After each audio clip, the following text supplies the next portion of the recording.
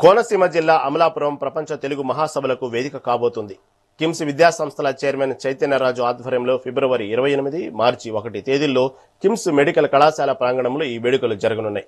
ఎన్టీఆర్ వేదికగా జరగనున్న ఈ సభలకు ఒరిస్సా, ఏపీ, తెలంగాణ గవర్నర్లతో పాటు న్యాయమూర్తులు, ప్రముఖ ప్రవచనకర్తలు హాజరు కానున్నారు. తెలుగు భాషా పరిరక్షణలో భాగంగా తెలుగు మీడియం విద్యార్థులకు 10% రిజర్వేషన్ కల్పించాలనే డిమాండ్ను ఈ సభల్లో ప్రధానంగా ప్రస్తావించనున్నారు. అమలాపురం ఎమ్మెల్యే ఆనందరావు ఈ ఏర్పాట్లపై హర్షం వ్యక్తం చేస్తూ చైతన్యరాజు కృషిని అభినందించారు.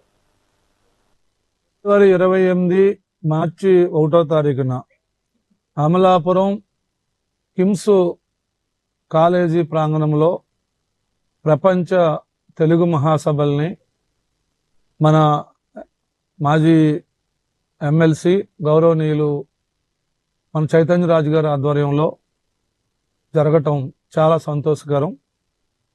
తెలుగు భాష మీద, తెలుగు జాతి యొక్క గౌరవాన్ని, తెలుగు భాష యొక్క ఖ్యాతిని కాపాడుకోవడంలో కానీ, అలాగే తెలుగుకి ప్రాచీన హోదా భాష విషయంలో తెలుగు గొప్పదనాన్ని తెలియజేయడానికి, తెలుగుకు సంబంధించి ఈ భాష యొక్క జీవనం కోసం ఎవరైతే కవులు, కళాకారులు, పండితులు కష్టపడి పనిచేస్తున్నారో వారందరినీ పిలిచి సత్కరించి ఈ తెలుగు భాష యొక్క గొప్పదనాన్ని కాపాడుకోవడానికి చైతన్యరాజు గారు చేస్తున్నటువంటి కృషి చాలా గొప్పదని తెలియజేసుకుంటూ ఆయన ప్రత్యేకంగా అభినందిస్తూ ఫిబ్రవరి 20 తెలుగు అనేటువంటి కంపల్సరీగా తప్పనిసరిగా ఉండాలి.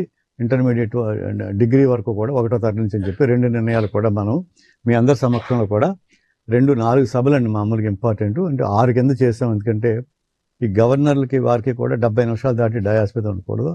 5 మాత్రమే ఉండాలి వేదిక మీద. ఇవన్నీ ప్రోటోకాల్స్ అక్కడి నుంచి మనకి యూనియన్ హోమ్ మినిస్ట్రీ నుంచి వచ్చినాయి కాబట్టి ఆ అడ్జస్ట్మెంట్ చేసుకుంటే దాదాపు 8 సభలు అవుతున్నాయండి 2 రోజులు కలిపి.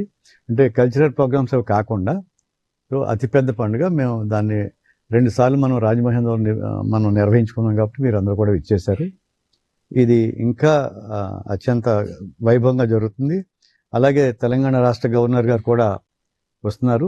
అలాగే మన రాష్ట్ర గవర్నర్ గారు కూడా 2వ రోజు ఉదయం 9 గంటలకి మన బాలయోగి స్టేడియంలో హెలికాప్టర్ దిగి అక్కడి నుంచి వారు వస్తారండి. 5 ఇచ్చే నేమ్స్ కూడా ఉన్న నేమ్స్ కూడా పంపించమని చెప్పారు.